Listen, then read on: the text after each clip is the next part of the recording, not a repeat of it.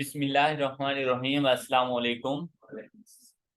आज के लेक्चर में हम लोग रेशो एनालिसिस में से इंटरप्रिटेशन ऑफ फाइनेंशियल स्टेटमेंट्स इसमें से डिस्कस करने वाले हैं अदर एस्पेक्ट्स को।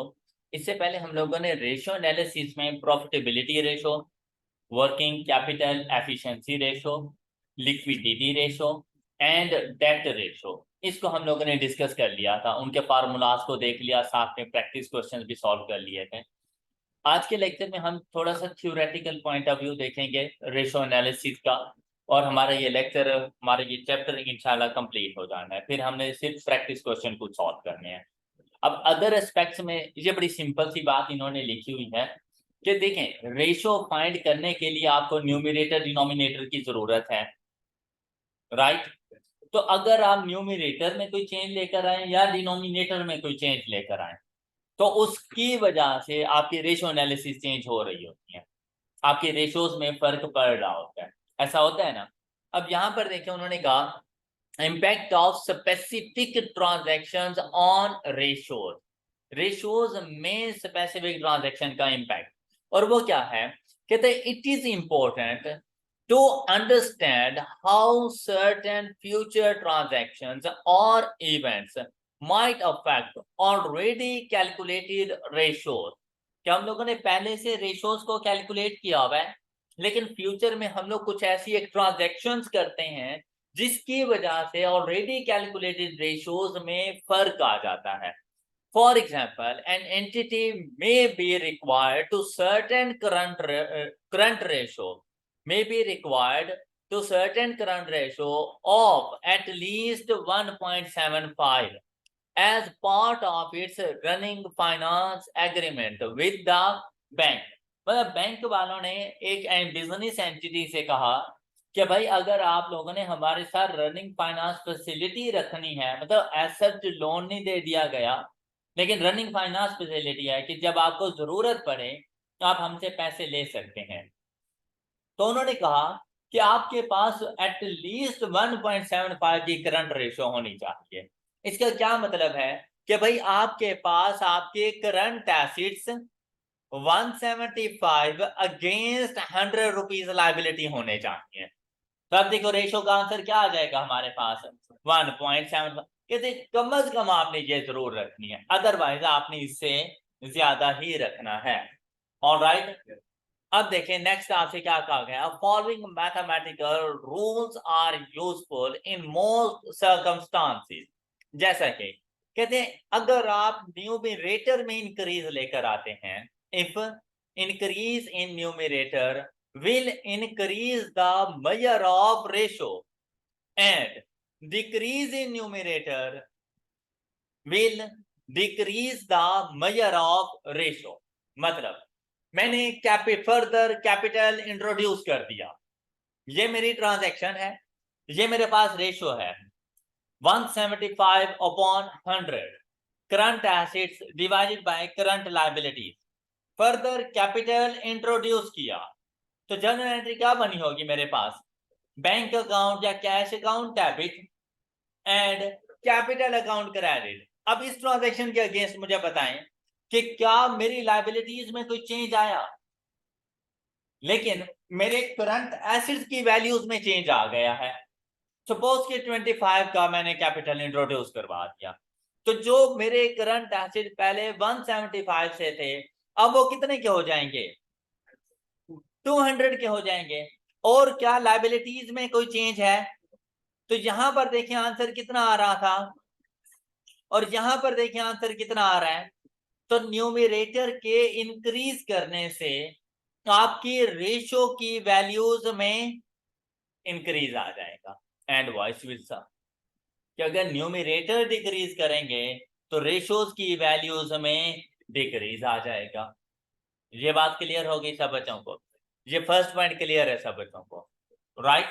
नेक्स्ट देखें, कहते हैं increase in denominator, increase in denominator will decrease the measure of ratio and decrease in denominator will increase the measure of ratio, vice versa। मतलब कहते हैं कि अगर आप डिनोमिनेटर की वैल्यू को डिक्रीज करोगे तो रेशो का आंसर इंक्रीज हो जाएगा, और अगर आप लोग अपने डिनोमिनेटर की वैल्यू को इंक्रीज करोगे तो रेशो का आंसर कम हो जाएगा। कैसे? ओरिजिनल आपने इसके ऊपर रखना है कि ये ओरिजिनल ट्रांजैक्शन है। अच्छा, अब क्या हुआ कि भाई मैंने ना अपने फिक्स्ड एसेट परचेज कर लिया on credit, fixed assets purchase कर लिए ऑन, जर्नल एंट्री क्या बनेगी? Assets account, fixed assets account debit and payables credit. Payable तो करंट लायबिलिटी है। अब देखें क्या उसकी वजह से करंट एसेट में कोई चेंज आएगा? करंट एसेट में कोई चेंज नहीं है क्योंकि फिक्स एसेट परचेज किए हैं मैंने, तो ये न्यूमरेटर तो 175 ही रहेगा मेरे पास, लेकिन डिनोमिनेटर मैंने 25 के फिक्स एसेट परचेज किए। पहले मेरे पास कितने की लायबिलिटीज थी, तो अब मेरी लायबिलिटी कितनी हो गई है? तो देखिए मैंने डिनोमिनेटर को इंक्रीज कर दिया, डिनोमिनेटर इंक्रीज, तो वैल्यू देखिए हमारे पास कितनी आ जाती है? 1 पॉइंट। तो देखिए अब रेशियोज को देखें, डिनोमिनेटर के इंक्रीज करने से रेशियोज डिक्रीज हो गई हैं। यही बात यहाँ पे लिखी हुई थी एंड वाइस वर्सा। ऑलराइट, क्या आपको ये वाली बात भी समझ आ गई है? अच्छा, अब नेक्स्ट ट्रांजैक्शंस पे चलते हैं हम लोग।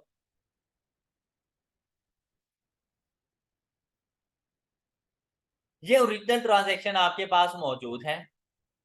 अब आपसे क्या कह रहे हैं कि भाई increase in numerator and denominator y equal amount, या फिर डिक्रीज इन न्यूमरेटर और डिनोमिनेटर बाय इक्वल अमाउंट। अब इसके फर्क को देखें। अगर मैं न्यूमरेटर और डिनोमिनेटर दोनों को इक्वल अमाउंट से इंक्रीज या डिक्रीज करूं तो हमारी फ्रैक्शन में, रेशियोज में क्या डिफरेंस आएगा? अच्छा, इसकी ट्रांजैक्शन क्या बनती है? मैंने अपने क्रेडिटर्स को कैश पे कर दिया, मैंने अपने क्रेडिटर्स को कैश पे कर दिया, तो देखिए लायबिलिटी कम हो जाएगी, साथ में मेरे एसेट भी सेम अमाउंट से कम हो जानी है। मैंने 25 रुपए पे कर दिया, तो 25 रुपीज पे करने के बाद मेरे पास करंट एसेट्स कितने आ जाएंगे? 150। ऑलराइट, जबकि यहां पर देखें तो मेरी लायबिलिटीज कितनी बच जाती हैं जी? तो देखिए रेशियोज में क्या फर्क आ जाना है। तो आप लोगों की जो रेशियोज हैं, अगर आप लोग इनको डिक्रीज करते हैं सेम अमाउंट के साथ, तो आपकी रेशियो के रिजल्ट्स इंक्रीज हो जाते हैं। क्लियर? आपने इसको ऐसे याद रखना है।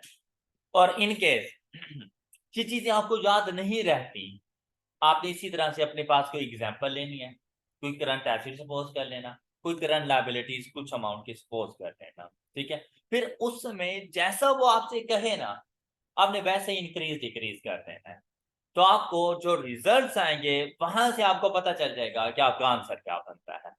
अब यहां पर देखें कि अगर मैं न्यूमरेटर और डिनोमिनेटर दोनों को सेम अमाउंट से डिक्रीज करता हूं तो मेरे पास देखें रेशियोज इंक्रीज हो जाएंगी।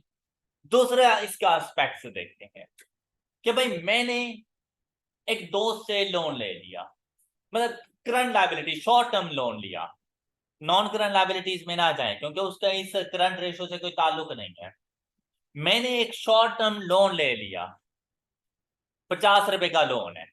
बताएं मेरी इस रेशियो के ऊपर क्या फर्क पड़ेगा? जो अभी 175 रुपीज के मेरे पास एसिड्स हैं, आफ्टर 50 रुपीज लोन रिसीव्ड मेरे एसेट्स की वैल्यू इंक्रीज हो जाएंगी, मेरे कैश का बैलेंस, बैंक का बैलेंस इंक्रीज हो जाएगा, तो ये वैल्यू मेरे पास कितनी आ जाएगी? 225। ऑलराइट, और अगर मैं यहां पे जाऊं 100 की अभी लायबिलिटी है, बाद में मेरी लायबिलिटी कितनी हो जानी है? मैंने कितना 50 का लोन लिया, तो 50 मजीद इसमें ऐड हो जाएगा, तो ये अमाउंट मेरे पास कितनी आ जानी है? तो देखिए आंसर मेरे पास क्या आ जाएगा? 1.5।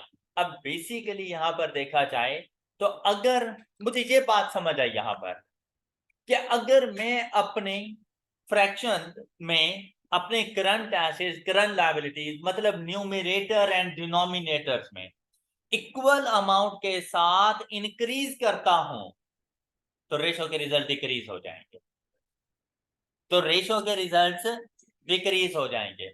और अगर मैं इक्वल अमाउंट के साथ उनको डिक्रीज करता हूं न्यूमरेटर एंड डिनोमिनेटर्स को, तो रेशो के रिजल्ट्स इंक्रीज हो जाते हैं। क्या आपको ये एग्जांपल सही से समझ आ गई है? अब यहाँ पे क्या लिखा हुआ है, increase in numerator and denominator y equal amounts will increase the lower side of the fraction bar more proportionately. Similarly, decrease in numerator and denominator by equal amounts will decrease the lower side of the fraction bar more proportionately. अब यहाँ पे देखें क्या कहता है, सबसे पहले increase in numerator and denominator, increase हमें यहाँ पे मिला। अब आपको ना यहाँ की बात नहीं समझ आई होगी कि बेसिकली बात करना क्या चाह रहा है, ऐसे ही है ना। अब यहाँ पे मेरी बात गौर से सुने, उसने कहा increase in numerator denominator y equal amount, यहां तक की बात समझ आ गई है? ये देखो, ये इक्वल अमाउंट से इंक्रीज डिक्रीज हो गया। कहता है will increase the lower side of fraction bar more proportionately. यहां पर देखें 50 का इंक्रीज, सेम इंक्रीज यहां पर आया, तो लोअर साइड कौन सी है, न्यूमरेटर या डिनोमिनेटर? डिनोमिनेटर। तो डिनोमिनेटर में अगर इंक्रीज आ जाए तो फ्रैक्शन का रिजल्ट क्या होता है, डिक्रीज हो जाता है। इसीलिए कह रहा है कि जो lower side of the fraction bar है ना, उसमें चेंज ज्यादा प्रोपोर्शन के साथ होता है, उसमें चेंज। मैं इस बात को यूं समझाता हूं आपको कि भाई 175 से 225 पे पहुंचे, मुझे बताएं इंक्रीज आया कितने परसेंट का इंक्रीज आया? इंक्रीज है 50 का, न्यूमरेटर की बात करने लगे, लेकिन डिवाइडेड बाय इंक्रीज तो 175 पे आया है ना, 50 डिवाइडेड बाय 175 मल्टीप्लाइड बाय 100, तो देखिए कितने परसेंट का इंक्रीज आया है, 28.5% का इंक्रीज। क्या आपको मेरी ये बात समझ आ गई है? अच्छा, यही चीज आप यहां पर देखें, 50 का इंक्रीज डिनोमिनेटर में, लेकिन कौन सी अमाउंट पर, 100 multiplied by 100 is equal to, बजाहिर एक्चुअल वैल्यूज के अंदर सेम इंक्रीज है 50-50 का, लेकिन अगर इसको प्रोपोर्शन के हिसाब से देखें तो लोअर साइड के ऊपर जो इंक्रीज होता है वो मोर प्रोपोर्शनेट होता है, उसमें जो इंक्रीज होता है वो ज्यादा प्रोपोर्शन के साथ होता है। ये बात लिखी हुई है। अब ये बात क्लियर है? क्लियर है ये बात?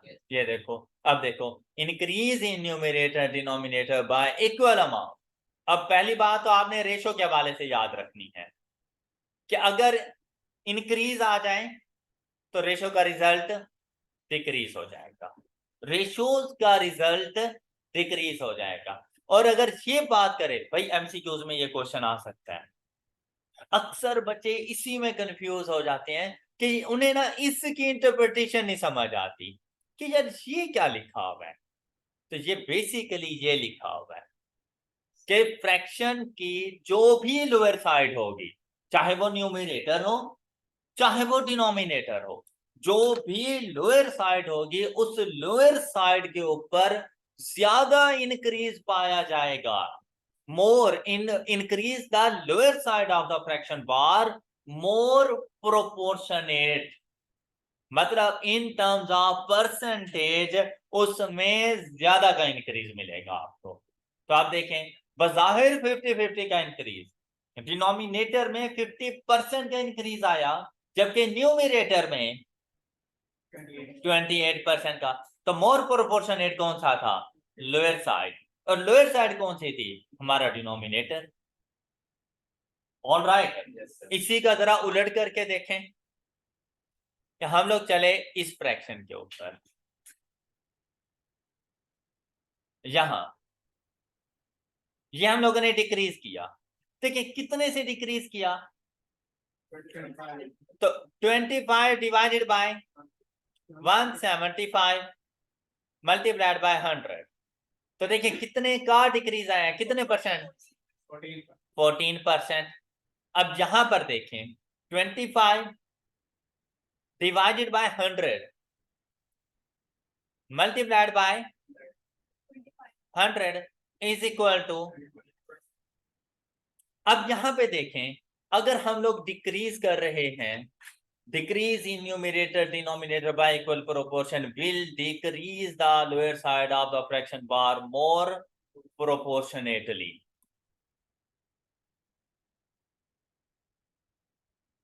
ये गलत नहीं हो गया,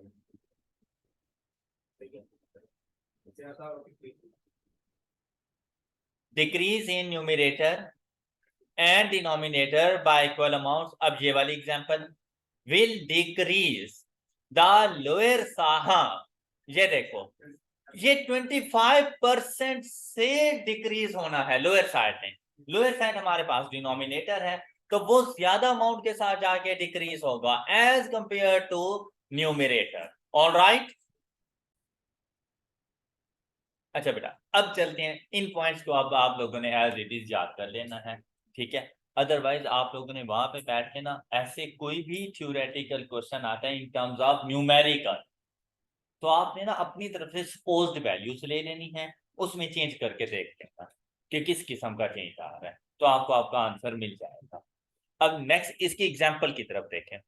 रिक्वायर्ड क्या करते हैं, कहते हैं स्टेट द इफेक्ट, मतलब हम लोगों ने बताना है इंक्रीज डिक्रीज और no effect of each of the above measure on the following financial ratios.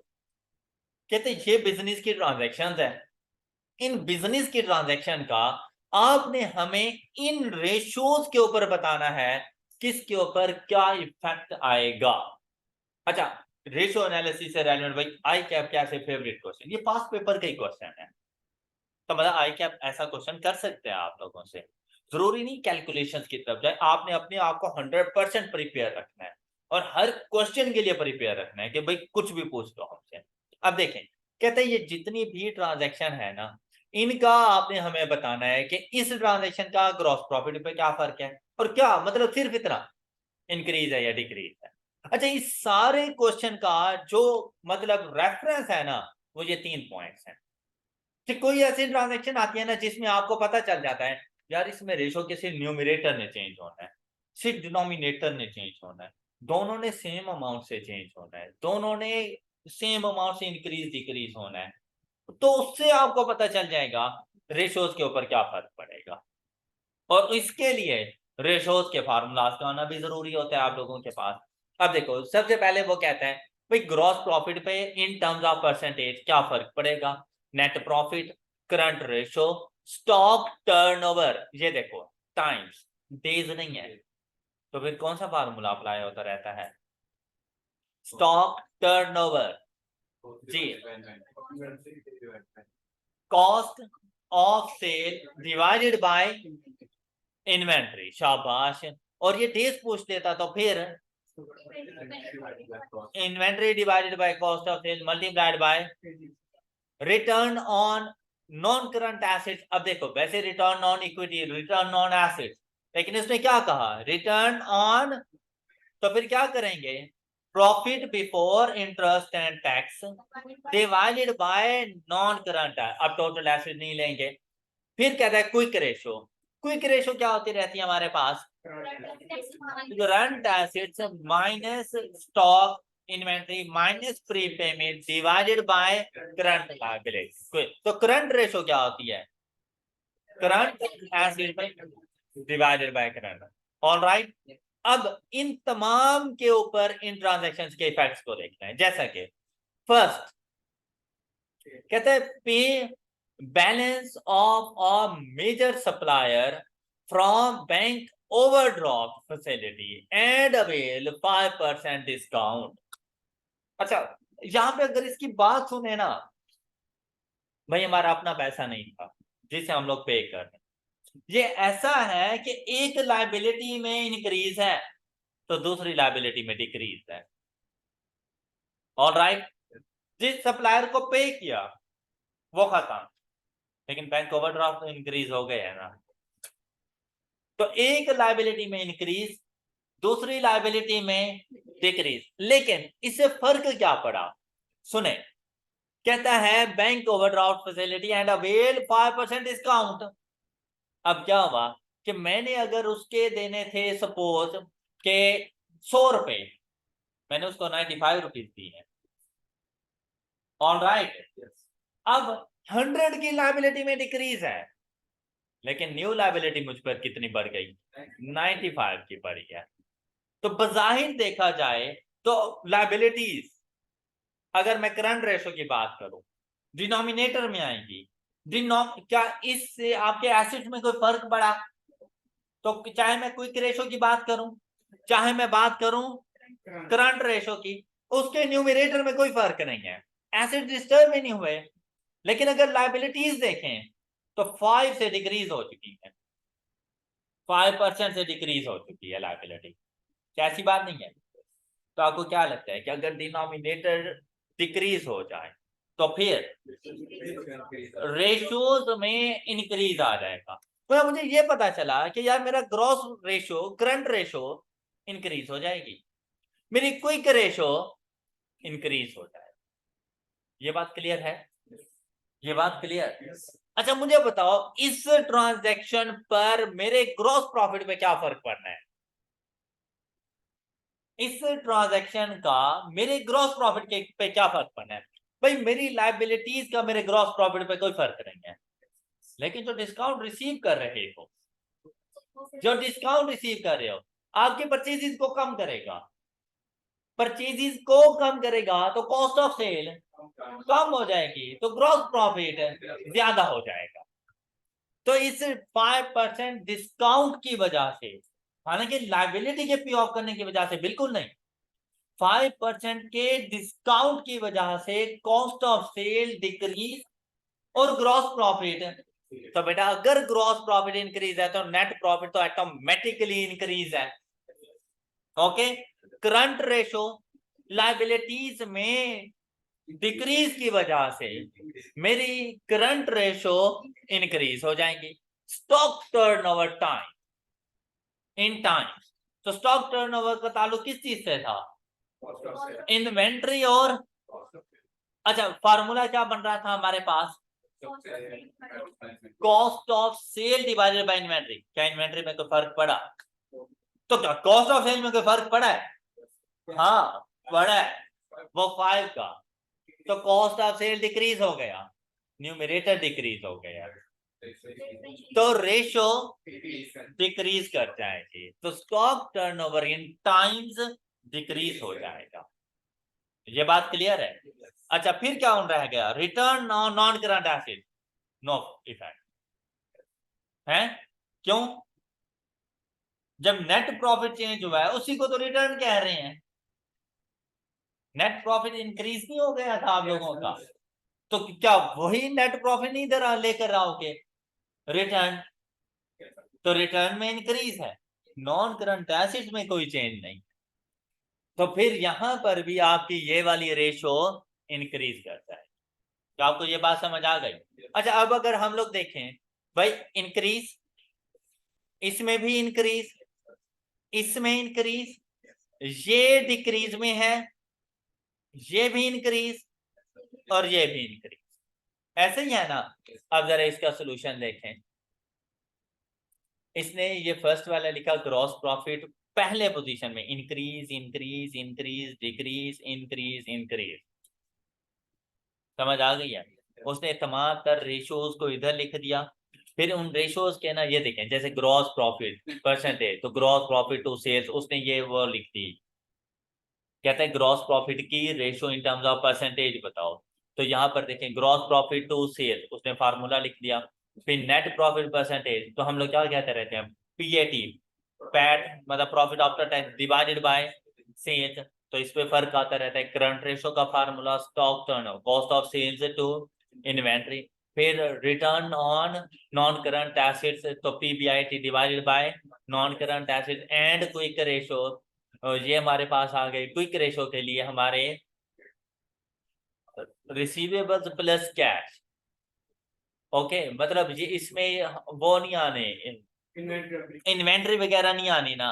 Inventory prepayment निकाल दो तो बाद में सिर्फ रिसीवेबल्स ही रह जाती है ना, रिसीवेबल्स एंड कैश बैलेंस। तो ये वो लिखे हुए हैं हमारे पास, divided by current liabilities. Clear. अब यहाँ पे स्टैरिक बना दिया इधर और इधर, और ये स्टैरिक के क्या मीनिंग है? Settlement of discount is deducted from revenue और कॉस्ट ऑफ परचेज। तो कहते हैं उस डिस्काउंट की वजह से ये इफेक्ट आ रहे हैं। All clear? अच्छा, ऐसा भी हो सकता था कि आप ये तमाम तर रेशोज यहाँ पे लिख देते और तमाम ट्रांजैक्शन यहाँ पे लिखते आते और इंक्रीज डिक्रीज कर देते, तो भी बिल्कुल सही था। लेकिन कोशिश करें ऐसे क्वेश्चन का आंसर टैबुलेशन की फॉर्म में ही दे कि इंक्रीज या डिक्रीज, हमने सिर्फ इतना बताना था। तो टेबल्स बना के आंसर करेंगे तो ज्यादा इजीली आप अच्छा एक आंसर बता सकते हैं। आई होप कि आपको समझ आ गई है कि क्वेश्चन में करना क्या है। ऐसे ही है ना। अच्छा, अब नेक्स्ट के बारे में ट्रांजैक्शन 2 को देखते हैं। हाँ जी, सेकंड पढ़े जरा, क्या लिखा हुआ है?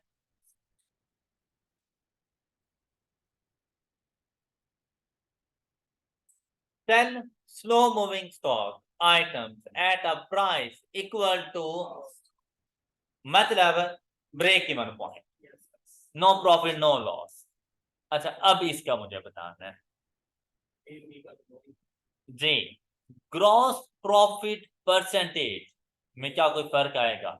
अब ये देख लो, बात सुनो, पहले बात सुनो। देखो, 100 रुपए की चीज 100 रुपए में ही बेचती है।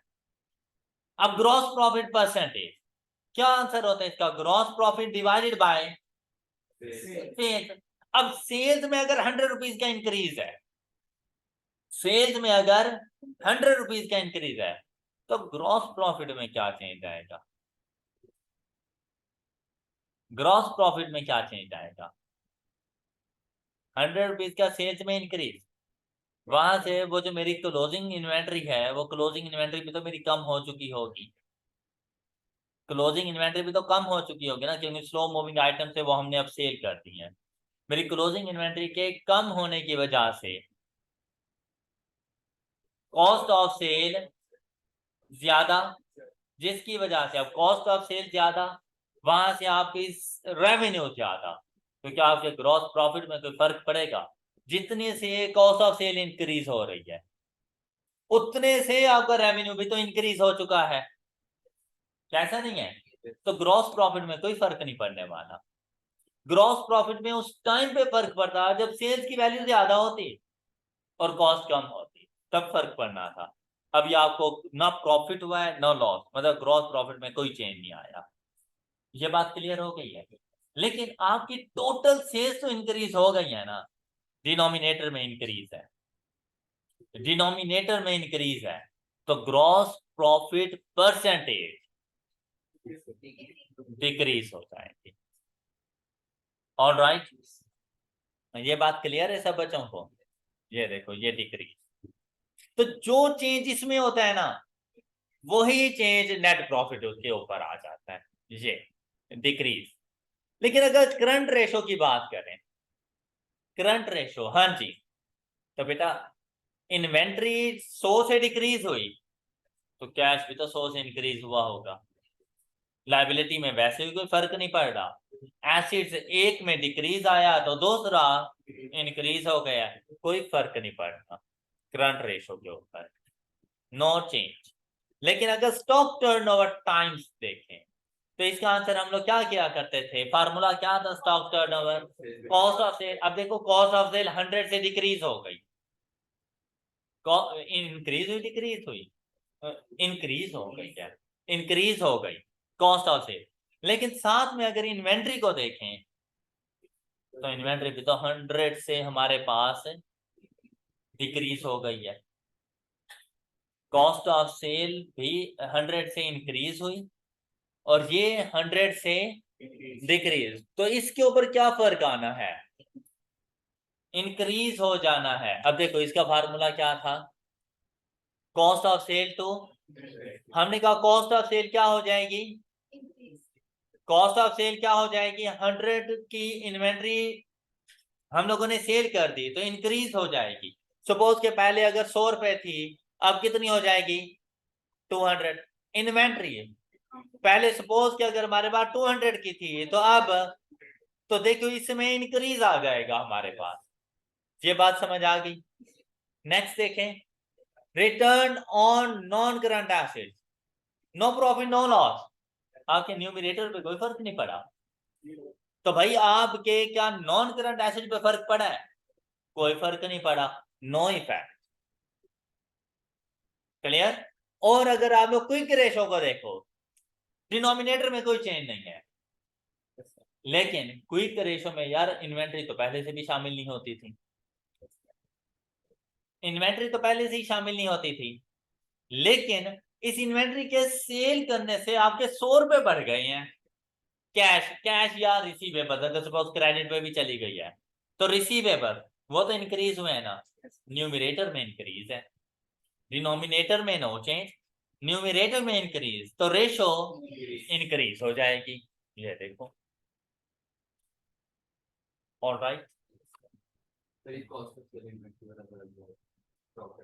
ये स्टॉक टर्नओवर। अच्छा, इसका पहले फार्मूला देखो तुम्हारे पास क्या है, cost of sale to inventory.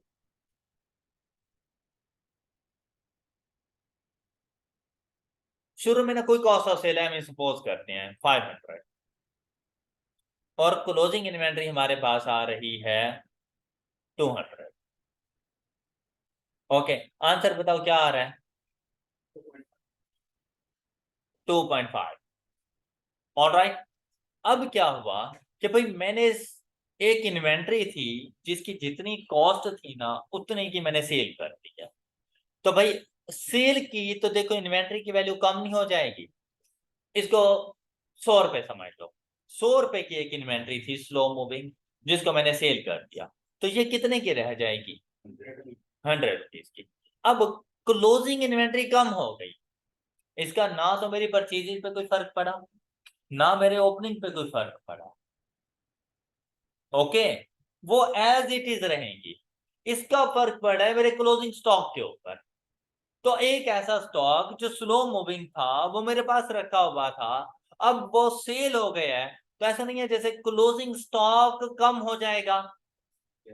Closing stock हम लोग लेस किया करते हैं, क्लोजिंग स्टॉक के कम होने से कॉस्ट ऑफ सेल इंक्रीज कर जाती है। कितने से, जितने से क्लोजिंग स्टॉक कम। अब देखो क्लोजिंग स्टॉक कितनी अमाउंट से कम हो रहा है, 100 से, कॉस्ट ऑफ सेल इंक्रीज कर जाएगी कितने से, क्या बन जाएगी आंसर। ओके, तो इसकी वजह से हमारे पास इंक्रीज आ जाता है। क्लियर। अब कोई इशू, रिटर्न ऑन, अब बेटा नॉन करंट एसेट पे तो इन्वेंट्री का वैसे भी कोई फर्क नहीं पड़ता, कैश वगैरह अगर आ रहा है इसको सेल करने से उसका भी नॉन करंट एसेट पे कोई फर्क नहीं है। ठीक है, तो हमारा डिनोमिनेटर बिल्कुल सेम है। दूसरी बात आ रही है रिटर्न की, रिटर्न से क्या मुराद था, रिटर्न से क्या मुराद था हमारे पास, profit before interest and tax. अच्छा, अब यहां पर देखो, कहता है कि भाई जितने की आपकी कॉस्ट है ना उतने से आपने सेल कर दी, तो बताएं क्या आपके प्रॉफिट में कोई फर्क पड़ा है, क्या आपके प्रॉफिट में कोई फर्क पड़ा है, नहीं। जब बेटा प्रॉफिट में रिटर्न में कोई फर्क ही नहीं है, तो इस ट्रांजैक्शन का हमारे इस रेशो के ऊपर कोई फर्क नहीं आता, हमारा प्रॉफिट जितना पहले था उतना ही है, क्योंकि हमने उसको ब्रेक इवन पॉइंट पे सेल किया हुआ है। अगर हम थोड़ी एक्स्ट्रा अमाउंट पे सेल करते तो रिटर्न बढ़ जाता, profit before interest and tax बढ़ जाता, फिर आना था। सपोज हमें कह देते कि आपने जो इसको 20% ऑफ कॉस्ट मार्कअप के ऊपर जाके सेल कर दिया है, तब फर्क आना था, लेकिन अभी के लिए कोई फर्क नहीं है। ओके, और कोई बात।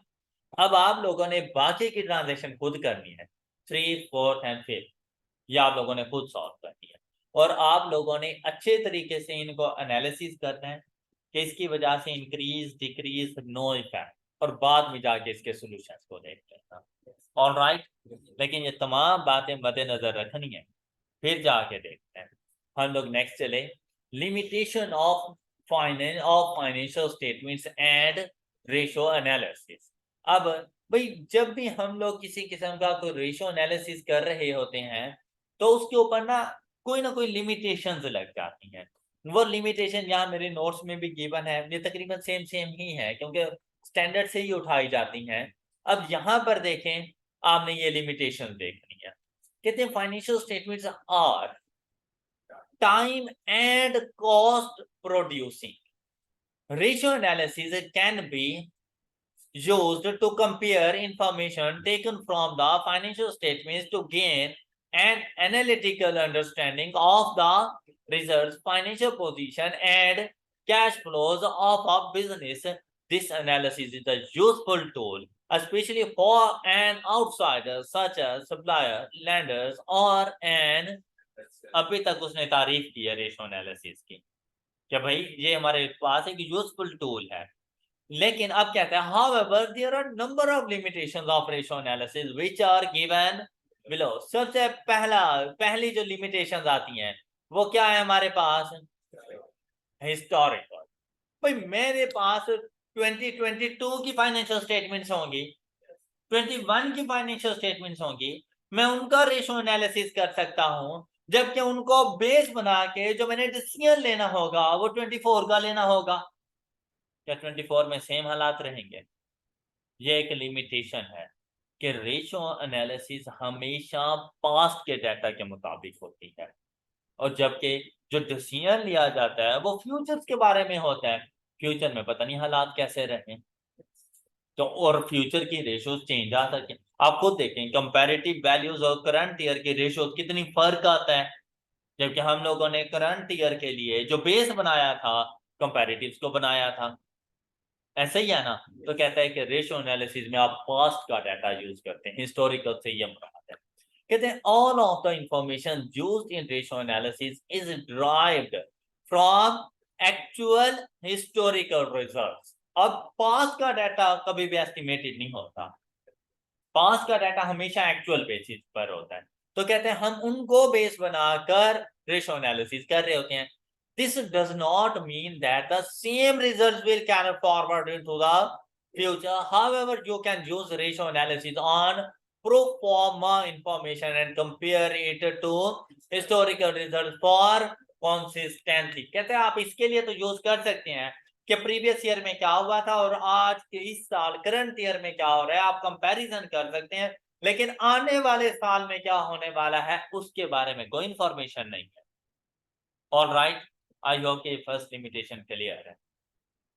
ऐसा ही है ना। और आप इससे रेलेवेंट एक लाइन उसे लिखकर बता सकते हैं। इनके हिसाब से लिमिटेशन पूछ ले तो आप हिस्टोरिकल के लिए बात बता सकते हैं कि जो रेशो एनालिसिस के अंदर हम लोग इंफॉर्मेशन यूज कर रहे होते हैं वो एक्चुअल पास्ट रिजल्ट्स होते हैं, तो इनको बेस बनाकर फ्यूचर के रिजल्ट्स के बारे में हम कोई आइडिया नहीं लगा सकते।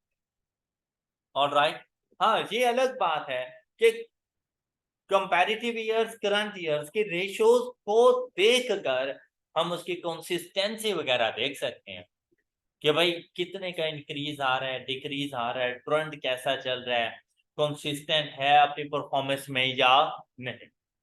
ओके, नेक्स्ट देखें। कहते हैं हिस्टोरिकल वर्सेस करंट कॉस्ट।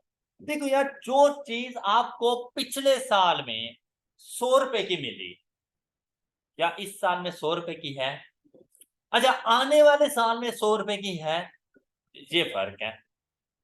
अब भाई मैंने तो जो रेशो एनालिसिस की होंगी वो तो मैंने उस बेस पे की होंगी ना कि ये चीज 100 रुपए की है, लेकिन आज ड्यू टू इन्फ्लेशन यार वो मुझे 150 रुपए की 200 रुपए की मिल रही है, क्या सेम रिजल्ट्स रहेंगे? करंट कॉस्ट और हिस्टोरिकल कॉस्ट का फर्क आ जाता है। कहते हैं the information on the income statement is stated in current cost और क्लोज टू इट। मतलब जो इस साल की हमारे पास है फाइनेंशियल स्टेटमेंट, तो यार इस साल की फाइनेंशियल स्टेटमेंट तो तकरीबन सेम अमाउंट पर है ना। मतलब जो मार्केट में रेट चल रहा है मैंने भी उसकी कॉस्ट वैसी ही लिखी हुई है। whereas many elements of the statement of financial position are stated at, जैसा कि non current assets, non current asset कहते हैं इनकम स्टेटमेंट में तो यार मुझे पता है कि मैं ट्रेडिंग कर रहा हूँ ना मोबाइल फोन से, मुझे पता है आज मोबाइल फोन मार्केट में कितना है, ये 20,000 रुपए का है, मैंने भी इसको 20,000 रुपए का लिया, मैंने कॉस्ट वही रिकॉर्ड की, मैंने परचेज मतलब वैसी रिकॉर्ड की है, मैंने सेल भी उसी लिहाज से ही किया होगा। लेकिन मेरे पास जो मेरे नॉन करंट एसेट हैं, मैंने एक गाड़ी परचेज की हुई है जो मुझे 5 साल पहले 10 लाख रुपए की मिली थी, मैंने आज तक उसे कॉस्ट एंड एक्यूमुलेटेड डेप्रिसिएशन पे रखा हुआ है, कॉस्ट मॉडल अप्लाई कर रहा हूँ, जबकि in case due to inflation वो गाड़ी बहुत महंगी हुई पड़ी है मार्केट में, उसकी बर्थ बहुत बहुत ज्यादा है, तो क्या वो करंट कॉस्ट पे है? तो कहते हैं आप अपनी फाइनेंशियल स्टेटमेंट्स में इनकम स्टेटमेंट को करंट कॉस्ट के ऊपर बना रही हैं या उसके करीब करीब, जबकि आपकी जो फाइनेंशियल पोजीशन है वो उसके मोस्टली आइटम्स आपके हिस्टोरिकल कॉस्ट के ऊपर पड़े हुए हैं। Clear? which could vary substantially from current cost, मतलब जो आपके पास WT भी होगी और आप उसका कंपैरिजन करें करंट मार्केट प्राइस के साथ तो अच्छा खासा आपको डिफरेंस नजर आएगा उन वैल्यूज में। This disparity can result in unusual ratio analysis. All right, clear है ये पॉइंट? नेक्स्ट देखो इन्फ्लेशनरी इफेक्ट, सबसे बड़ा इफेक्ट है ये इन्फ्लेशन का, कि भाई अभी तक तो जो वैल्यूज थी आपके उसमें आपने उनके मुताबिक कैलकुलेशंस कर ली है, अब तक के लिए बिल्कुल ठीक है, लेकिन अगर यही ट्रेंड आप आगे लेके जाते हैं तो फिर रिजल्ट्स गलत हो सकते हैं ड्यू टू इन्फ्लेशन, कि जो चीज आज आपको 100 रुपए की मिल रही है कल को वो आपको 150 रुपए की मिलेगी, तो इसके वर्स्ट इम्पैक्ट आपकी लाइफ में पड़ सकते हैं। अब देखो कहते हैं if the rate of inflation has change, मतलब अगर हम लोगों ने देखा यार कंपैरेटिव से जब करंट ईयर में आए तो 10% हमारे पास इन्फ्लेशन थी, अब उससे ना हमें पता चल जाएगा कि एक्सपेंसेस में कितना इंक्रीज आ रहा है, अगर यही 10% ही आगे रहा तब भी कोई फर्क नहीं पड़ने वाला है सर, लेकिन अगर इन्फ्लेशन हो गई 50% तब अच्छा खासा फर्क पड़ जाता है। अब देखें if the rate of inflation has changed in any of the period under review, this can mean that the numbers are not comparable across periods. For example, if the inflation rate is 100% in 1 year, sales would appear to have doubled over the preceding year, when in fact sales did not change at all. मतलब वो एक आपको छोटी सी example है, हालांकि inflation का impact आपकी फिर कॉस्ट ऑफ सेल पे भी पड़ना है, भाई आपको भी तो चीजें महंगी पड़ेंगी, आपके एक्सपेंसेस पे भी पड़ना है कि आपके एक्सपेंसेस भी ज्यादा हो जाएंगे, लेकिन उसने एक छोटी सी एग्जांपल दी, वो कहता है यार इन्फ्लेशन हो गई, पहले एक चीज आप लोग सेल करते थे 100 रुपए, ठीक है, अब वो चीज आप लोग सेल कर रहे हैं 150 रुपए। अब अगर बज़ाहिर देखा जाए ना तो ऐसा लगेगा जैसे रेवेन्यू में इंक्रीज आ गया है, हम क्वांटिटी सपोज कर लेते हैं कि हम लोगों ने 10 यूनिट सेल किया फर्स्ट ईयर में एट अ रेट ऑफ 100, मेरा रेवेन्यू कितना जनरेट होगा 1000, तो मेरी इनकम स्टेटमेंट में मेरा रेवेन्यू कितना आ जाएगा 1000, जबकि नेक्स्ट ईयर के अंदर 150 रुपीज के मैंने आइटम सेल किए, अच्छा हालांकि मेरे जो क्वांटिटी सेल की ना वो 9 की है, 150 मल्टीप्लाइड बाय 9 1350, मेरा रेवेन्यू कितने का शो होगा 1350, बज़ाहिर देखा जाए रेवेन्यू की अमाउंट तो ऐसा लगता है इंक्रीज है, लेकिन इन एक्चुअल जाके देखो ना तो भाई डिक्रीज है। क्या पिछले साल मैंने 10 यूनिट सेल किए थे, इस साल मैंने 9 किए, और ये जो डिफरेंस आया है ये ड्यू टू इन्फ्लेशन है, मतलब आप इसको अपनी ग्रोथ नहीं कह सकते, आप ये नहीं कह सकते कि हमारे बिजनेस में के रेवेन्यू में 350 ग्रोथ आई है, तो ये ग्रोथ है ही नहीं। आप अगर देखें तो आपने पहले 10 यूनिट सेल किए थे, इस मरतबा 9 किए हैं, तो भाई आप तो डिक्लाइनिंग ट्रेंड पे चल रही हैं, ऑलराइट, और ये सिर्फ इन्फ्लेशन की वजह से है, हालांकि उसने इक्वल के लिए कहा था कि अगर क्वांटिटी इक्वल भी हो आपका रेवेन्यू इंक्रीज 1500 कर लो, अगर 10 यूनिट्स भी सेल करें लेकिन फिर भी तो ग्रोथ तो नहीं है ना। ऑल राइट, ये बात समझ आ गई।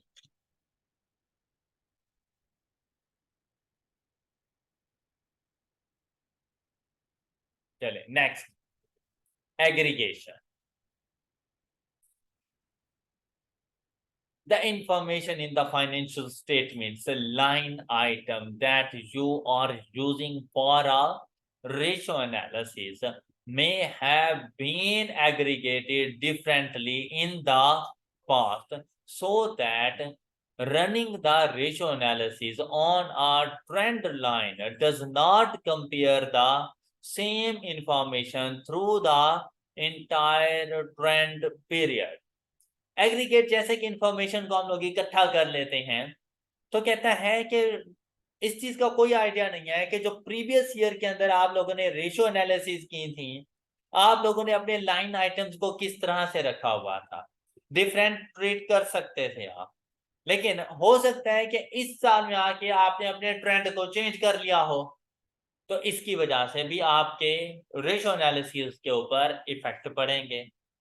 फिर है अकाउंटिंग पॉलिसीज एंड एस्टिमेट्स। पिछले साल आपकी अकाउंटिंग पॉलिसीज एस्टिमेट्स IAS 8 पढ़ चुके हो ना, वो कुछ और थे, लेकिन इस मरतबा आपने आगे पॉलिसी में फर्क कर दिया।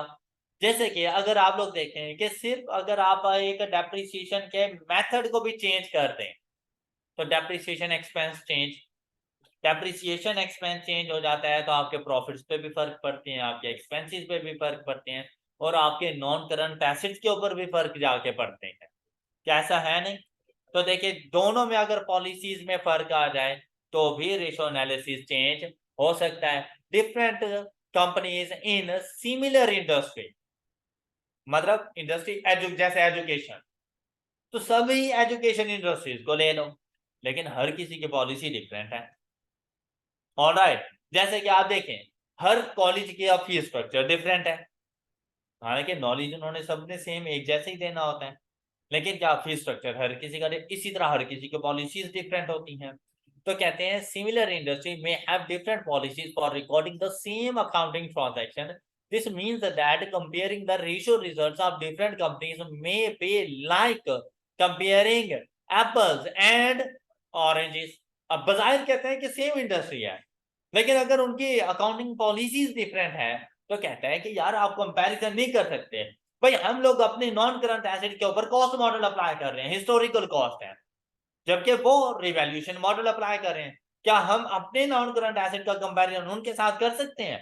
हम हिस्टोरिकल कॉस्ट के ऊपर रिकॉर्ड करके बैठे हुए हैं, हम WDV लिख रहे हैं, जबकि उन्होंने बिल्कुल करंट कॉस्ट लिखी हुई है जो रिवैल्यूड अमाउंट अब चल रही है। क्या कंपैरिजन हो सकता है इनका? नहीं, कभी भी नहीं हो सकता। For example, one company might use a reducing balance method while another company uses I hope के पॉइंट क्लियर हैं ये सारे। नेक्स्ट आता है बिजनेस की कंडीशंस। अब देखिए, अगर एजुकेशनल इंस्टीट्यूट की भी बात करें, तो क्या सब एजुकेशनल इंस्टीट्यूट सेम लेवल पे मौजूद है? हर किसी की कंडीशन डिफरेंट है, हर किसी के सर्कमस्टांसेस डिफरेंट है, हर किसी के पास फैकल्टी मेंबर्स डिफरेंट है। ऑलराइट, अब देखिए बिजनेस के, you need to place ratio analysis in the context of the general business environment. आपने जनरल बिजनेस एनवायरनमेंट में जाकर रेशियो एनालिसिस को करना होता है। For example 60 days of sales outstanding for receivables might be considered poor in a period of rapidly growing sales, but might be excellent during an economic contractions when customers are in severe financial conditions and unable to pay their bills. ये contraction वगैरह आप लोगों ने economics में पढ़ा होगा, ये term economics में पढ़ी होगी आप लोगों ने। अच्छा, यहां पर देखें, कहते हैं कि यार अगर बाहिर देखा जाए ना, जनरल बिजनेस के एनवायरनमेंट में देखा जाए, और आपको मैं ये कहूं कि यार मेरी जो सेल्स है ना वो 60 डेज तक आउटस्टैंडिंग रहती हैं, व्हाट डज इट मीन? कि मैं आज सेल्स करता हूं ना, तो 60 दिनों के बाद जाके मैं अपने रिसीवेबल से पैसे वापस ले पाता हूं। आप कहेंगे यार बड़ी बुरी हालत है तुम्हारी कंडीशन, ये तो बहुत वर्स्ट कंडीशन में यार तुम चल रही हो।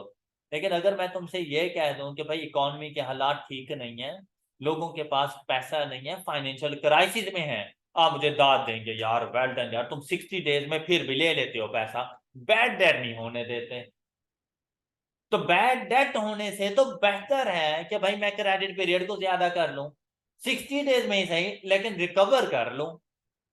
तो हर बिजनेस की अपनी कंडीशन, कि वो उस टाइम पे कौन सी कंडीशंस में से गुजर रहा है, उसके रिसीवेबल्स की हालत कैसी है।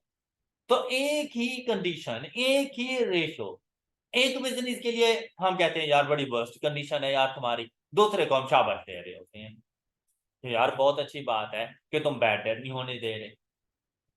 ऐसे ही है ना। तो भाई भी 60 डेज में आ जाना बेहतर है। आई होप कि ये कॉन्सेप्ट क्लियर है आप बच्चों को। नेक्स्ट देखें, इंटरप्रिटेशन। अच्छा, हर किसी के लिए ना यार ये इंटरप्रिटेशन ये सबसे बड़ा रोल आ करती है इंटरप्रिटेशन। कि आप अगर अपनी प्रैक्टिकल लाइफ में भी देखें ना तो आप दूसरे को ये सफाइयां दे रहे होते हैं, और यार मेरा ये मतलब नहीं था बात का जो तुम समझे हो। ऐसा है ना इंटरप्रिटेशन। हर किसी ने ना अपने एंगल में उस बात को सोचना है। हर किसी ने एक पिक्चर देखी है ना, हर किसी के माइंड में एक डिफरेंट कॉन्सेप्ट आता है कि इस पिक्चर से क्या मुराद है। हाँ, तो रेशियो एनालिसिस भी बिल्कुल ऐसी है कि एक बिजनेस के लिए आप कह सकते हैं कि 2:1 करंट रेशियो इज आइडियल। लेकिन एक ऐसा बिजनेस जिसके लिए आप कहेंगे नहीं इसके लिए ये आइडियल नहीं है, आप उसको बुरा भी कह रहे होंगे, उसको बहुत अच्छा भी कह रहे होंगे। अब तो ये ऐसा बिजनेस आएगा आप कहेंगे करंट रेशियो यार आपकी 1.5 भी आइडियल है, 2 तो बहुत दूर, बहुत अच्छी है फिर। राइट। अब इंटरप्रिटेशन देखें, कहते हैं it can be quite difficult to ascertain the reasons for the results of a ratio।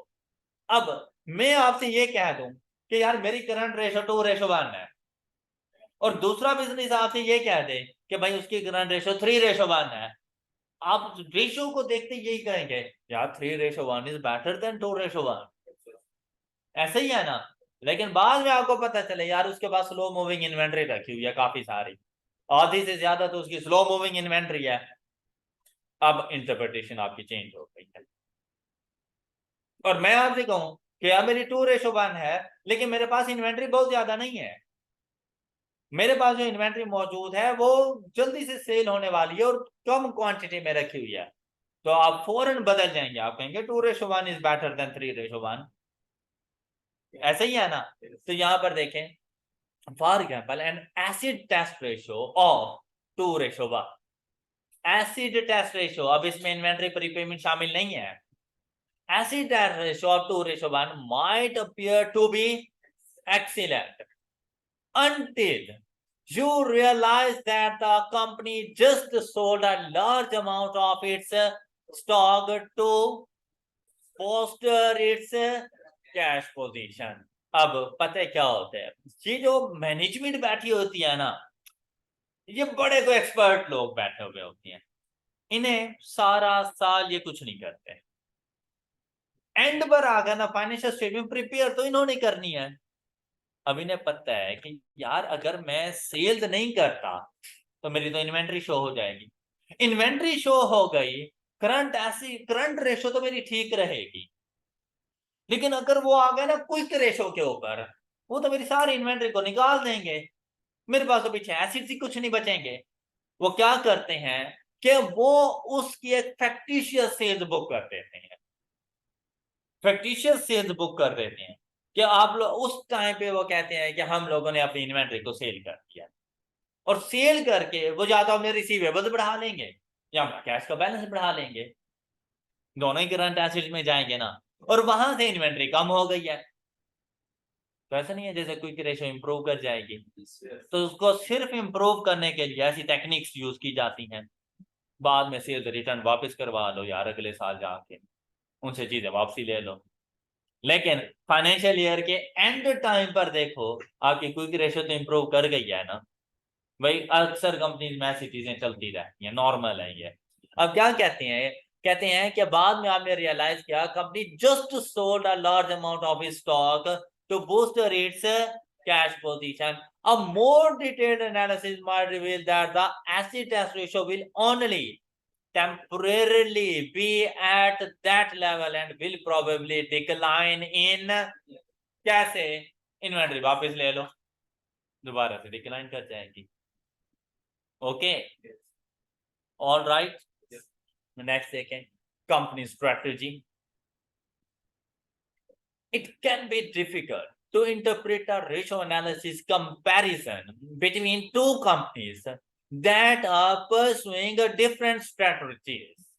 जैसे अकाउंटिंग पॉलिसीज एस्टिमेट्स की बात आई थी कि भाई अगर अकाउंटिंग पॉलिसीज ही डिफरेंट हैं तो रेशियो एनालिसिस हमारे लिए करना बड़ा मुश्किल हो जाता है। इसी तरह अगर उनकी स्ट्रेटजीज वगैरह चेंज है, for example one company may be following a low cost strategy and so is willing to accept a lower gross margin in exchange for more market share. Conversely, a company in the same industry is focusing on high customer service strategy where its price are higher and gross margins are higher but will never attain the revenue levels of the, क्या मतलब है चीज का? Shoes लेने के लिए जाते हो ना, या चलें ड्रेसिंग के ऊपर आते हैं, कपड़ों के ऊपर बात करें। भाई कपड़े आपको एक नॉर्मल शॉप से भी मिल सकते हैं, मतलब पैंट शर्ट की बात करें तो नॉर्मल शॉप से भी हमें मिल सकती है। हो सकता है 1500 3000 रुपए में बेहतरीन सेट बन जाए, ओके। लेकिन सेम अगर आप किसी ब्रांड पे चले जाओ 20 से 25 हजार रुपए का होता है, ऐसा है ना। अच्छा आप फिर ये देखें, ब्रांड्स के ऊपर आपको रश कम नजर आएगा, और जहां पे सस्ती चीजें होती है ना वहां पे आपको पाँव रखने की जगह भी नहीं मिलती, रश बहुत ज्यादा होता है।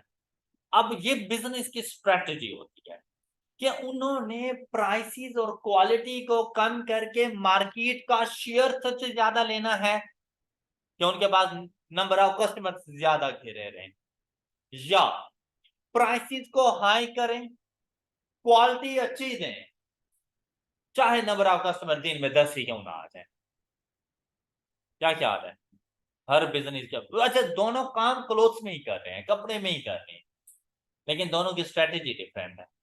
एक कहता है कि भाई नहीं, मैंने सस्ती चीजें बेचकर ज्यादा से ज्यादा नंबर ऑफ कस्टमर्स बनाने हैं।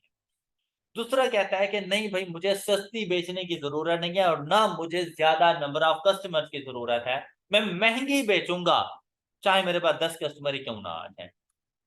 दोनों के सेल्स की डिफरेंट पोजीशन मौजूद होती हैं। देखो, एक लो प्राइस रखकर जो बिजनेस अपने पास ज्यादा मार्केट शेयर ले रहा है, वो हो सकता है कि 100 आइटम्स बेचने के बाद उस प्रॉफिट लेवल पे पहुंचे जिस पर वो 10 आइटम बेचने के बाद पहुंच जाता है। बात समझ आई है? वो अपना प्रॉफिट मार्जिन इतना हाई रख लेता है कि उसे पता है कि भाई ये एक कस्टमर मेरे पास आ गया ना, बस भी शॉप का रेंट इसने देकर जाना है मुझे, और दूसरे को पता है कि मैं आज पूरा दिन बैठा रहूं फिर जाके शॉप का रेंट इकट्ठा होना है। तो दोनों की स्ट्रेटेजी में फर्क है। तो दोनों की सेल्स के वॉल्यूम में और उनके ग्रॉस प्रॉफिट की रेशियोज में फर्क होता है। एक ने अपना ग्रॉस प्रॉफिट रेशियो 20% रखी हुई है, दूसरे ने अपने ग्रॉस प्रॉफिट रेशियो 200% रखी हुई है। तो बहुत ज्यादा फर्क आना है ग्रॉस प्रॉफिट रेशियो में। बज़ाहिर आपको सेल्स में पता नहीं फर्क नजर आए या ना आए, लेकिन जब ग्रॉस प्रॉफिट का कंपैरिजन करेंगे ना, gross profit to sales ratio, अच्छा खासा आपको डिफरेंस नजर आना है उसमें। ऑल राइट, ये बात समझ आ गई है? अच्छा, अब ये लिमिटेशंस वगैरह बेटा हम लोगों ने कंप्लीट कर लिया एंड आई होप कि ये एक एक पॉइंट आप लोगों को समझ आ चुका है लिमिटेशन से हवाले। अब अगर आपसे 8 में से 5 पॉइंट पूछें तो आप इजीली उनको आंसर कर सकते हैं, हो जाएगा। नेक्स्ट हमारे पास थ्योरेटिकल पॉइंट आता है विंडो ड्रेसिंग। विंडो ड्रेसिंग मतलब अक्सर आप लोगों ने देखा होगा कि हम लोग ना विंडो शॉपिंग किया करते हैं। क्या, आ जाए वली चलते हैं हम मार्केट में, देख के आते हैं आजकल कौन सी चीज इन है, कौन सा फैशन है, कितने में चीज मिल जाती है। मतलब गए शूज की शॉप पे, शूज वगैरह देखे, अच्छे अच्छे पहन के जरा देखे, अच्छा अच्छा फील हुआ, उसने प्राइस बताई 15,000 रुपये। ओ अच्छा ठीक है, आगे देखते हैं। आगे देखते देखते हमें फिर कपड़े की शॉप में भाग गए, फिर वहां पे जरा देखा कौन सा कपड़ा इन है, कौन सा वो डिजाइन शिजाइन चल रहा है, कितने में मिल जाता है आजकल। मतलब फ्यूचर प्लानिंग कर रहे होते हैं कि शॉपिंग करने आए तो कितने पैसे रख कर आए, इतने में सैर सुर हो जाती है और फिर वापसी आ जाते हैं। इस चीज का भी अपना मजा होता है कि जब आपको पता हो कि आपने लेना कुछ नहीं है और दुकानदार का सर खा जाओ, और फिर वो 10,000 की चीज बोले तो उसे डायरेक्ट कहो 1,000 की लेनी है। अच्छा, कसम से वो मान जाता है, वहां पे मसला बन जाता है जब वो कहते हैं चल निकाल। फिर हम लोग कंफ्यूज हो जाते हैं, ये क्या होगा। फिर हम सोचते हैं यार 1,000 की ज्यादा तो नहीं बता दिया मैंने। अक्सर ऐसा होता है कि सपोज शॉपकीपर आपकी बात मान ले, 2 दिन तक सुकून नहीं आता, मतलब ये सोचता रहता है यार कि मैंने ज्यादा तो नहीं बता दिया। अच्छा, अब देखो शॉपिंग करना भी ना टेक्निक है, ये ऐਵੇਂ नहीं हो जाती। अच्छा, अब यहाँ पे विंडो ड्रेसिंग भी ना कुछ इस किस्म की है बेटा कि भाई मैनेजमेंट ने ना अपनी फाइनेंशियल स्टेटमेंट्स को true and fair view represent करना होता है, लेकिन वो एक्चुअल वो रिजल्ट्स नहीं बताते जो कि बिजनेस के हैं। उनको मैनिपुलेट किया जाता है, उनको चेंज किया जाता है, एक्चुअल रिजल्ट से हटकर रिजल्ट्स बताए जाते हैं ताकि एक बेटर प्रेजेंटेशन हो सके, इन्वेस्टर पॉइंट ऑफ व्यू से एक अच्छी हो, बाकी कोई देखें तो उन्हें वो फाइनेंशियल स्टेटमेंट अट्रैक्टिव सी नजर आए। तो ऐसी सिचुएशन में उन्होंने बहुत सी ट्रांजैक्शन को ना चेंज करना होता है। सेल्स को खाम खा इंक्रीज कर दो, हालांकि एक्चुअल सेल्स इतनी नहीं हुई होती, अपने ग्रॉस प्रॉफिट मार्जिन वगैरह को इंक्रीज कर दो, कुछ भी इस किस्म की चीज है जिससे आप अपनी फाइनेंशियल स्टेटमेंट का एक बेटर व्यू प्रेजेंट कर सको, ताकि लोगों का आप पे एतमाद बना रहे, उसे कहा जाता है विंडो ड्रेसिंग। तो कहते हैं one should also be careful of unethical practice like window dressing while interpreting the financial statements. Window dressing is the adoption of the rules and practices to present financial statement in a way the business situations appears better. अब देखें, true and fair view की नहीं बात कर रहा, कहते हैं आप अपनी फाइनेंशियल स्टेटमेंट को कुछ इस तरह से रिप्रेजेंट करते हैं कि आपके जो बिजनेस है वो बेटर वे में रिप्रेजेंट हो सके देन एक्चुअली इज, जबकि एक्चुअल सिचुएशन बिल्कुल डिफरेंट थी। This manipulates the financial information and misleads the users of the. अब लाजिम बात है, यूजर्स ऑफ फाइनेंशियल स्टेटमेंट ने तो वही फाइनेंशियल स्टेटमेंट देखनी है जो कि मैनिपुलेट हुई पड़ी हैं और जिनमें आपने सब कुछ चेंज करके रखा हुआ है। तो बेसिकली ये मिसलीडिंग की तरफ लेके जाता है। कहते हैं some of the way in the financial statement may be manipulated include. अब विंडो ड्रेसिंग के उसने आपको कुछ मेथड्स बताए कि विंडो ड्रेसिंग कैसे कैसे हो सकती है। उनमें सबसे पहले आता है आप सप्लायर्स को पे ही ना करो। जब आप सप्लायर्स को पे नहीं करोगे तो लाजमी बात है आपके कैश का बैलेंस इंक्रीज हुआ पड़ा होगा, ऐसा ही है ना। Delay in paying suppliers so that the period and cash balance appears. आपकी स्टेटमेंट ऑफ कैश फ्लो बड़ी अट्रैक्टिव सी नजर आएगी कि यार आपके पास अच्छा खासा पैसा मौजूद है। देखो स्टेटमेंट ऑफ कैश फ्लो में कहीं पे कोई लायबिलिटीज आती थी, नहीं होती थी।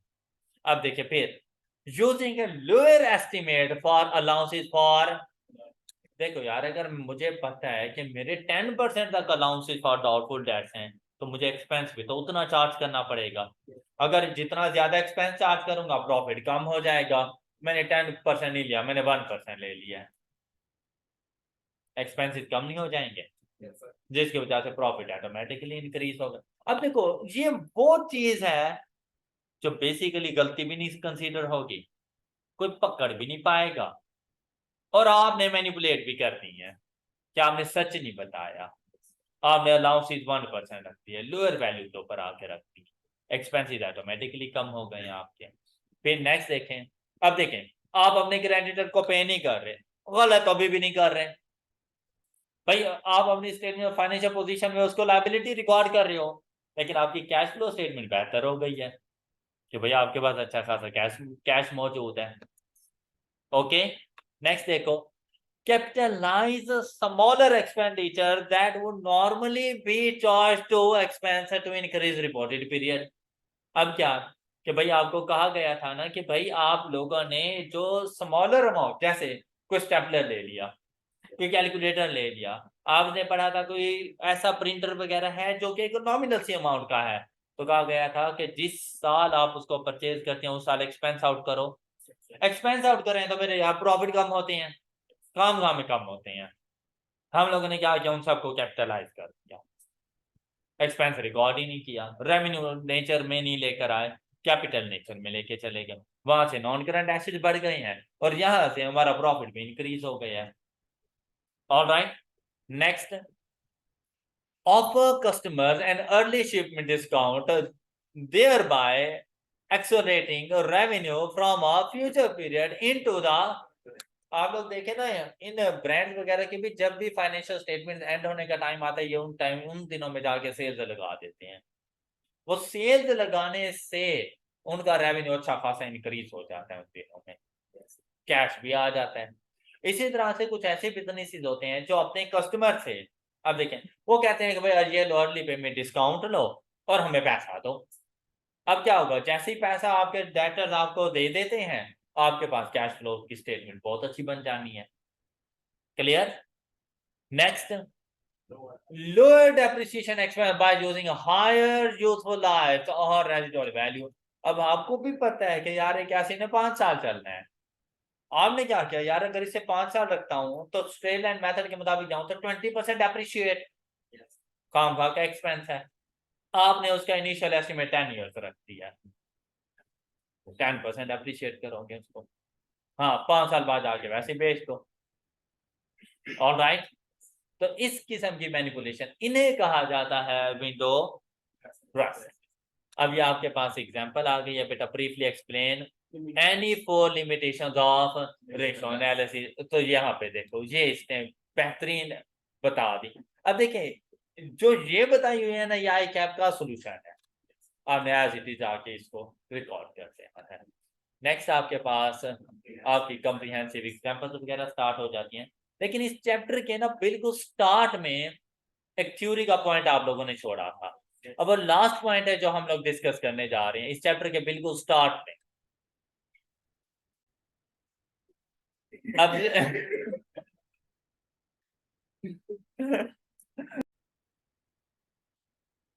Analysis of financial information. अब यहाँ पर ये तो बिल्कुल सिंपल से पॉइंट्स हैं, जैसे यूजेस ऑफ फाइनेंशियल स्टेटमेंट्स के बारे में आपको बता दिया, स्टार्ट में भी आप लोगों ने पढ़े थे। क्या अब इन्होंने बताना है कि कौन कौन सी रेशो को इन्होंने जाके स्टडी करना होता है, तो इसकी तो आप लोगों ने एक रीडिंग कर लेनी है। फिर फाइनेंशियल स्टेटमेंट्स एनालिसिस ये हम लोगों ने देखना है। फाइनेंशियल स्टेटमेंट एनालिसिस ये 1.1 पॉइंट ये आप लोगों ने खुद से रीड कर लेना है, ये सारा पॉइंट। लेकिन हम लोग आए इधर फाइनेंशियल स्टेटमेंट एनालिसिस। कहते हैं financial statement analysis is the process of analysing a companies past, current and projected performance for decision making purpose।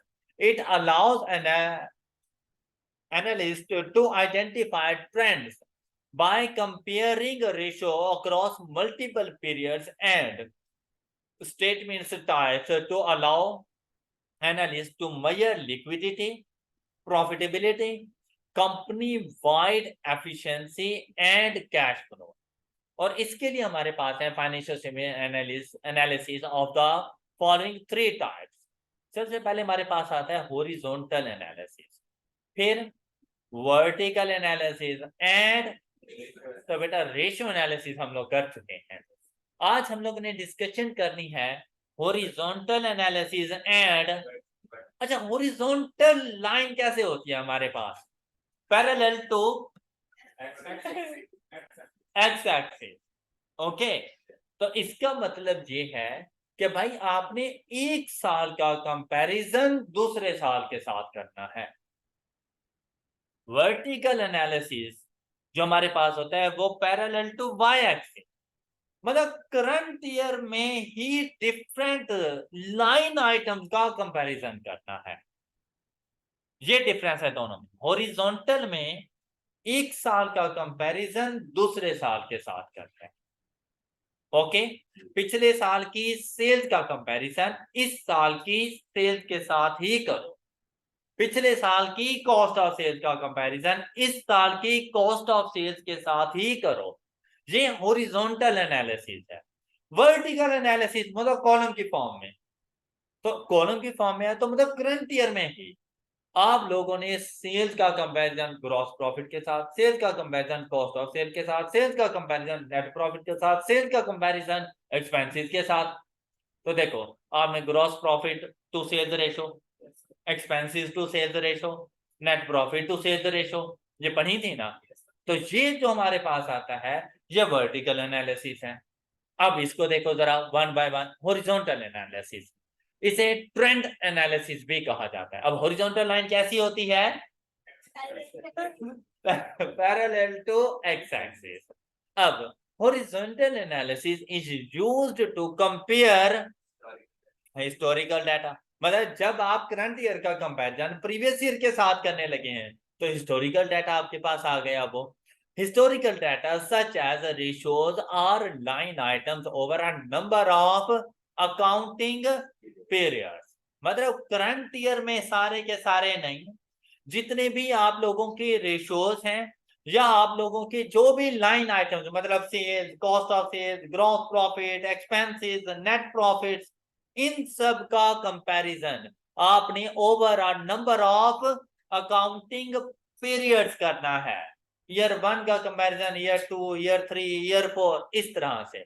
It helps identify trends and growth pattern in an entity's performance over a number of period। ये दोनों lines आपके लिए बहुत important है और ये आपने अच्छे तरीके से याद रखनी है कि हॉरिजॉन्टल एनालिसिस क्या होता है और इससे इंफॉर्मेशन क्या मिलती है। It helps identify trend and growth patterns in an entities performance over a number of period. Next देखिए, period wise percentage change is calculated that helps evaluate improvements or decline in an entity's performance। This also makes it easier to compare growth rate and profitability among different entities। Percentage change कैसे find करोगे? आपने current year amount minus base year amount, मतलब change in amount देखो, and divided by base year amount, आपके पास percentage में results आ जाएंगे। और ऐसे कंपैरिजन को आपने कहना है हॉरिजॉन्टल एनालिसिस, ट्रेंड एनालिसिस। अब ये कैसे होता है ये देखें, ये एग्जांपल आपके पास मौजूद है। सबसे पहले उन्होंने स्टेटमेंट ऑफ प्रॉफिट और लॉस दे दी, आपको बता दिया जाएगा आपका करंट ईयर, इसका कंपैरेटिव ईयर। ऑलराइट, अब आपने चेंज देखना है कि भाई हमारे पास चेंज सेल्स में, अब देखें 2023 का कंपैरिजन 24 के साथ करते हैं तो बेस ईयर कौन सा बनेगा? 23। तो 43153760 ये पता चल गया इंक्रीज है, लेकिन कितने परसेंट का इंक्रीज है? इनको माइनस करके डिवाइड बाय 3760 तो कितने परसेंट का? 14.8। ये आ गया रेशियो एनालिसिस और इसे कहा जाता है हॉरिजॉन्टल एनालिसिस। ये बात क्लियर है? yes। अब यहां पे देखें cost of sales, cost of sales में इंक्रीज है तो सबसे पहले देखो कि ये चेंज कितने का आया, डिफरेंस डिवाइडेड बाय 2669,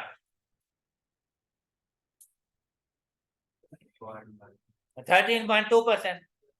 तो हमें ये पता चल गया इन दोनों से कि हमारी जो सेल्स की वैल्यूज हैं वो 14.8% से इंक्रीज हुई हैं, जबकि जो हमारी कॉस्ट ऑफ सेल्स हैं वो 13.2% से इंक्रीज हो गई हैं। तो हमारे जो ग्रॉस प्रॉफिट में इंक्रीज आ रहा है वो 18.7% का है।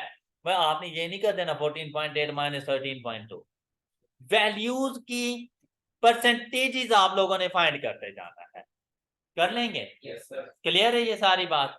अब यहां पर जैसे देखें इंटरेस्ट एक्सपेंस पहले 15 का था अब 13 का है तो ये डिक्रीज है। तो कितना? 2 डिवाइडेड बाय 15 तो कितने परसेंट का डिक्रीज? 13.3। डिक्रीज है तो हमने नेगेटिव में लिख दिया। लेकिन ये बात याद रखना जब भी आपने ये वैल्यू फाइंड करनी है, ये नहीं कि 15.8 माइनस 13.2, या 18.7 minus this is equal to this, इस तरह नहीं करना। आपने हमेशा उसके सामने की वैल्यूज की परसेंटेजेस फाइंड करनी है। ये बात क्लियर है? अब देखें, ये स्टेटमेंट ऑफ फाइनेंशियल पोजीशन आपके पास आ गई, इसके साथ भी बिल्कुल वैसा ही कि प्रीवियस ईयर के नॉन करंट एसेट्स का कंपैरिजन इस साल के नॉन करंट एसेट के साथ, तो दिखने में नजर आया डिक्रीज। कितने का डिक्रीज? 15 डिवाइडेड बाय 880, 1.7% का नॉन करंट एसेट में डिक्रीज है। Clear? As compare to 2023 investment 112 से 124 हो गई, इंक्रीज आया कितने परसेंट का? 12 divided by 112 is equal to 10.7। तो हम लोग कह देंगे in 2024 investments increased by 10.7% as compare to 2023। Alright, कर लेंगे। ये हॉरिजॉन्टल एनालिसिस था। अब चलते हैं जरा वर्टिकल एनालिसिस। वर्टिकल एनालिसिस में क्या है? सेम एक ही साल का कंपैरिजन उसी के लाइन आइटम्स के साथ आपने करना है, मतलब यहाँ पे डिफरेंट अकाउंटिंग पीरियड्स नहीं लेकर आने। अब ऐसी सिचुएशन में आप लोगों ने भाई सेल्स को हमेशा 100 कंसीडर करना और तमाम वैल्यूज की परसेंटेजेस आप लोगों ने सेल्स को बेस बना के बुक करनी है। ओके, सेल्स की बेसिस पर बाकी तमाम की आपने परसेंटेजेस फाइंड कर, सेल्स को 100 कंसीडर कर लेना। अब यहां देखें, vertical analysis is the proportional analysis of a financial statements where each line item on a financial statement is listed as a percentage of another item. This means that every line item of the statement of profit or loss is stated as a percentage of gross sales, while every line item of statement of financial। तो बेटा ऐसी situation में आप लोगों ने क्या करना है? टोटल एसेट्स पता है इज इक्वल टू होते हैं कैपिटल प्लस लायबिलिटीज के। तो टोटल एसेट्स को आपने 100 कंसीडर करना है, फिर उस 100 में से देखना है कितने परसेंट नॉन करंट एसेट हैं और कितने परसेंट करंट एसेट। तो अगर सारे एसेट का टोटल 100 है तो कैपिटल प्लस लायबिलिटीज का टोटल भी 100 कंसीडर करना है। Clear? Percentage of total assets. अब ये बातें आपने याद रखनी है, ये इंपॉर्टेंट थी वर्टिकल एनालिसिस के लिए। कहते हैं the most common use of vertical analysis is with a financial statement for a single reporting period so that one can see the relative proportion of account balances. It is also useful for trend analysis to see relative changes of an item over time, such as on a comparative basis over a 5 years period. For example, if the cost of sold has a history of being 70% of sales in each of past many years, then new percentages would be a cause of allowing। अब यहां से पता चलेगा कि previous year में हमारे पास, यहां देखें डाटा सेम है लेकिन सिर्फ एनालिसिस चेंज किया गया है। पहले हॉरिजॉन्टल था, अब वर्टिकल फॉर्म में। अब क्या किया उसने? उसने कहा है कि भाई ये देखो टोटल सेल्स मेरे पास ये आ गई 100। अब 24 की बात करें तो यहां से 3020 डिवाइडेड बाय 4315 मल्टीप्लाइड बाय 100, तो ये 70%। ओके, अब इसकी बैलेंसिंग वैल्यू फाइंड कर सकते हो, इसकी बैलेंसिंग वैल्यू फाइंड कर लो 30, या 1295 डिवाइडेड बाय 4315 मल्टीप्लाइड बाय 100, 30 आ गया। Distribution cost 800 divided by 4315 multiplied by 100, तो आपके पास 18.5। मतलब टोटल सेल्स का 18.5% डिस्ट्रीब्यूशन कॉस्ट है, टोटल सेल्स का 6.9% एडमिन एक्सपेंसेस है, टोटल सेल्स का 0.3% हमारे पास अदर इनकम है, टोटल सेल्स का हमारे पास 5% प्रॉफिट बिफोर, टोटल सेल्स का 3.8% हमारे पास प्रॉफिट आफ्टर टैक्स है। क्लियर? मतलब यहाँ पर जो भी परसेंटेज बतानी हो, सपोज आपने बतानी है इंटरेस्ट एक्सपेंस की, तो interest expense divided by total sales multiplied by 100, तो इंटरेस्ट एक्सपेंस की परसेंटेज आपके पास आ जानी है। ये बात क्लियर हो गई? कंपैरेटिव ईयर्स के साथ भी आपने ऐसा ही करना है। अब जब आप लोग कंपैरिजन करने लगेंगे तो यहां से पता चलेगा कि जब प्रीवियस ईयर हमारी कॉस्ट ऑफ सेल थी 71%, इस मरतबा कितनी है? अच्छी पोजीशन है, अच्छी पोजीशन है। Okay, cost of sale, cost को कम होना चाहिए। प्रीवियस ईयर ग्रॉस प्रॉफिट 29 का था, अब बेटर पोजीशन है, ठीक है, सही चल रहा है। फिर यहाँ पे 20% से 18%, 4.3 से 6.9, ये आ गया अलार्मिंग सिचुएशन। हाँ भाई देखो, एडमिन एक्सपेंसेस क्यों इंक्रीज हो गई हैं? जनाब न्यू हायरिंग हुई है इस मरतबा, उनको हम लोग सैलरीज पे कर रहे हैं। बात समझ आ जाएगी कि भाई हम लोगों ने एडमिन एक्सपेंसेस को क्यों इतना इंक्रीज कर दिया। बाकी ये देखो, ये same, no change, other income बिल्कुल सेम आ रही है। फिर यहाँ पर हमने देखा 0.4 से 0.3 एक्सपेंस आ गया, ये बात भी बिल्कुल सही है। अब यहाँ पर देखें 3.6 से 3.8, ओवरऑल परफॉर्मेंस भी बेहतरीन चल रही है हमारे पास। ऑलराइट, अब जब यहाँ पर पहुंचे तो भाई आपने टोटल एसिड को 100 कंसीडर करना है। अब 100 में से देखो नॉन करंट एसिड कितने हैं, तो 989 डिवाइडेड बाय 1441 मल्टीप्लाइड बाय 100, तो 68.6। अब हर नॉन करंट एसिड की भी अलग अलग परसेंटेजेस आ सकती हैं। 865 डिवाइडेड बाय 1441 मल्टीप्लाइड बाय 100, 60%। मतलब हमारे टोटल एसिड का 60% पीपीई है, टोटल एसिड का 8.6% इन्वेस्टमेंट प्रॉपर्टी है, टोटल एसिड का 18.9% मेरे पास इन्वेंट्री है, टोटल एसिड का 11.7% मेरे पास ट्रेड रिसीवेबल्स एंड 0.8% मेरे पास कैश एंड बैंक बैलेंसेस हैं। ऑलराइट, यही काम आप लोगों ने इक्विटी के साथ करें। आई होप कि ये बातें आप लोगों को समझ आ चुकी हैं और हमारे रेशियो एनालिसिस का टॉपिक बेटा कंप्लीट हो चुका है। That's all for today. अपना बहुत सा ख्याल रखिएगा, नेक्स्ट लेक्चर में मिलेंगे। अल्लाह हाफ़िज़।